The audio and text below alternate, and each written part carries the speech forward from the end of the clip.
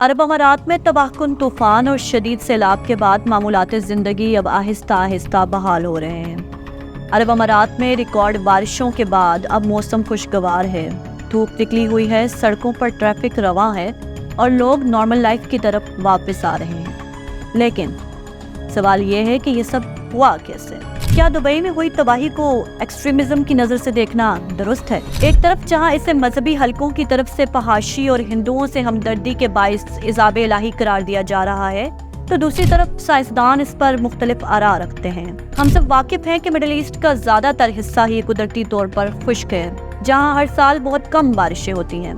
यही हाल दुबई का रहा है और इस मसले से बचने के लिए अमीर ममालिक जैसा कि सऊदी अरब और अरब अमारात जियो इंजीनियरिंग के जरिए एक अरसे से मसनूई बारिशें बरसाते आ रहे हैं। अब बाज़ लोग ये भी कहते हैं कि ये सैलाबी सूरत हाल कुदरत के साथ इस छेड़छाड़ यानी जियो इंजीनियरिंग का नतीजा है। लेकिन हकायक इसके बरक्स हैं, क्योंकि DW फैक्ट चेक के मुताबिक मसनूई बारिशों से ऐसा कुछ मुमकिन नहीं। फिर ये सब कैसे और क्यों? असल वजह है आहिस्ता आहिस्ता बढ़ता दुनिया का दर्जा हरारत, जिसे हम सब लोग ग्लोबल वार्मिंग कहते हैं। दुनिया में इंडस्ट्रीज का बढ़ना और आलूदगी में इजाफा समंदरों से उठने वाले आबी बुखारात को बूस्ट करते हैं। इस तरह हवा में नमी बढ़ती है और फिर ज्यादा से ज्यादा बादल बनते हैं। ऐसे बादल जो किसी पैटर्न के साथ नहीं बल्कि कभी भी कहीं भी बरस सकते हैं, बिल्कुल वैसे ही जैसे वो दुबई में बरसे। मिडिल ईस्ट के ज्यादातर हिस्सों, खासकर अरब अमारात में होने वाले हालिया बारिशों और सैलाब की भी एक बड़ी वजह ग्लोबल वार्मिंग की थी,